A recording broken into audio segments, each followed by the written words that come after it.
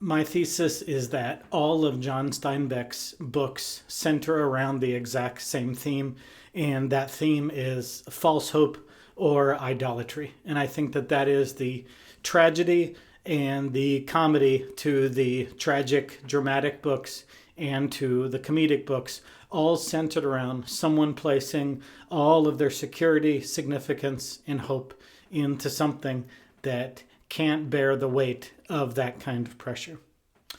Years ago, I read Viktor Frankl's Man's Search for Meaning, and this is a Jewish psychiatrist at multiple Nazi prison camps, and he couldn't turn his psychiatrist brain off and still had to analyze the reactions of people, the different reactions of people literally living through hell. And he noticed that there was a certain kind of person who could survive hell on earth, a certain person who could have every tragedy that's going to happen to most of us in life concentrated or compressed into a year or two period. The loss of everything, the loss of health, the loss of all loved ones.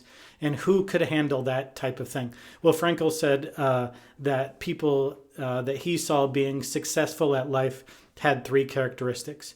They had a relationship, number one. They had someone or something to love. Number two, they had a job to do, a purpose, something that they could put their hands and minds and mouth to. So they needed a relationship, number one, a purpose, number two, and number three, they needed a hope, something, a transcendent hope, something that could not be taken away by Nazis. And so if someone had those three things, then it was possible for them through hope to survive the torture of a Nazi prison camp. And then he illustrates this by using this gripping illustration that there was a certain date, call it October 30th, where there was a rumor going around that the Allies were going to liberate whatever prison camp he was on at the time. And so people placed all their hope in that. The third thing he said that people need, they placed all their hope in that. And a few days, that day came and went, and the Allies didn't liberate them. Two patients, I think he said, two inmates, he said, were just found dead the next morning. They just woke up dead the next morning. And that's because they had a hope, and their hope wasn't a true one. And so I think that in Steinbeck's novels, this is what happens. There's kind of two ways that there could be a false hope. Number one, the thing doesn't come true. Or number two, the thing does come true, but it's not the thing that you thought it would be. So again, Frankl said you need a relationship. Number two, you need something to do. And number three, you need a transcendent hope. And so I think Steinbeck is basically saying the third one can go wrong in two ways. It can go wrong because you don't attain the thing that you think you're going to attain. Or number two, you do attain the thing that you think that you want, and it's just not all that. And so hope is a vital thing to survive a prison camp, but a false hope just is a fool's errand and ends up not being helpful in life. So an illustration of this is if you hired two twin brothers and you had them work in your yard for an entire day. And so physically, mentally, in every way, these men are the exact same person. And they're doing manual labor in your backyard for 4 hours. And you tell the first one, I'm going to give you $200 for 4 hours of work. And if you tell the second person, I'm going to give you $2 million for 4 hours of work. Well, they're the same person doing the exact same job with the same everything. The first one will just do the job maybe grudgingly. The second one will be singing and dancing and joking around, even though he's doing the exact same work as the first one. And what's different about the two people is the second person's hope, or the first person's lack of hope. It doesn't matter how hot, how humid, how difficult the manual labor is in my backyard. 4 hours is only 4 hours, and he may never have to work again. And so whatever you believe about the future works its way back into the present. The problem, though, I think Steinbeck is pointing out in all of his novels is you either don't get the thing that you're after, or you get the thing that you're after and it ends up not being as great. In other words, either I lied and I didn't give the second man $2 million, or he gets the $2 million from me, but it ends up not being the answer to all life's problems like he thought it would be. And so I think that's how hope works. That's how love and purpose and hope work, according to Frankl. But I think the perversion of that is the underlying tragedy of all of Steinbeck's novels. You have people who get the thing that they're after or strive for the thing they're after, and it never comes through. And I think the reason is there's two kinds of people in East of Eden. In East of Eden, there's the people who are living in reality and the people who refuse to live in reality. And there's a real tragedy to those who refuse to live in reality, and there's a great beauty and wonder even in the sinners of the people who live in reality and are not consumed with a false hope.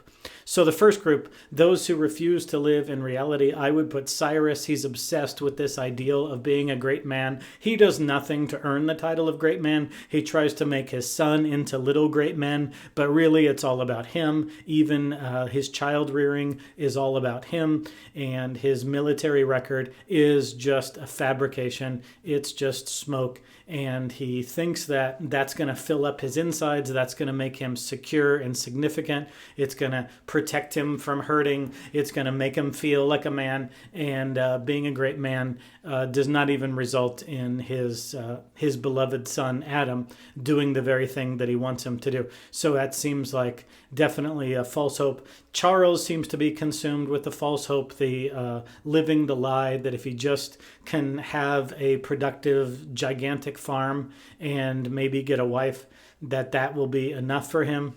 His brother Adam is first obsessed with California. Before that, he doesn't even have a purpose and just wanders around the country for decades at a time, 5 years and 5 years at a time. He just wanders around in and out of the military, in and out of prison. He's just wandering, and then he finally gets this idea that California can solve all of your problems, and he attaches that to Kathy, his wife. Then he attaches it to just one rather than both of his sons, and he's just constantly living in this fake world that doesn't exist. Kathy's the same way, although she's much more evil than Adam. Their same basic false hope is the same. She thinks that if she can just control people, that she's going to be okay. And so on and on, these characters in East of Eden, and then most rotten is Aaron. His whole life just seems to be a running away from truth and living in this false made-up world, and then expecting other people to live in his world where his hope is futile because he refuses to live in truth. And then the other side of ledger, I thought 4 people. Of course, Samuel Hamilton, Lee, Abra, and Cal. These 4 people, they don't have these unrealistic, untrue expectations of life. They haven't made an idol out of something stupid like California or a girlfriend. They're just simple people who are flawed, especially Abra and Cal will sort of name their flaws and their lack of purity. But rather, these people haven't placed all their hope in where they live or who they're married to. They have something in common, and that is that all 4 of them say true things, and they're not afraid to go into the darkness because they aren't living a lie. And so living by truth and living their hope doesn't prove to be futile, because when you put your hope in loving other people, it's a lot harder to be disappointed in a life full of truth and love and beauty and purpose than it is by thinking that another person like a girlfriend or a wife, or another state like California, or another financial status like Charles's farm, or awards and accolades like Cyrus. Those things are false hopes, sinking sand, and end up with a tragic, foolish ending. And so we can choose by following the truth to put our hope in the one thing that will never disappoint, and that's a love for others. And so this idea is embodied by Steinbeck in the Timshel, which I take as ultimately a rejection of religion, or particularly Christianity, the religion that this novel most borrows from.